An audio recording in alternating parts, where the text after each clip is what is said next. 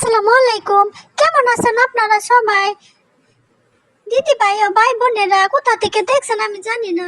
আমি গরুর মাংস ভালোভাবে ধুয়ে নিয়েছি আগে থেকে। এখানে আমি পেঁয়াজ কুচি দিলাম, কাঁচামরিচ দিলাম, গোটা রসুন দিলাম, তো এখানে দারচিনি, তেজপাতা, গোটা জিরে, তারপর শুকনো মরিচ, এলাচ, দারচিনি সব একসাথে দিয়ে দিলাম। এরপর আমি আদা বাটা দিয়ে দিব, রসুন বাটা দিয়ে দিব, এরপর হলুদ গুঁড়ো দিয়ে দেব, ধনিয়া দিয়ে দেব, শুকনো মরিচের গুঁড়া দিয়ে দেব, পরিমাণ মতো লবণ দিয়ে দেব। এরপর আমি এখানে তেল দিয়ে দেব পরিমাণ মতো, বেশি দেব না। এখানে জিরে গুঁড়ো দিয়ে দিলাম। এখন দিয়ে আমি এই মাংসটা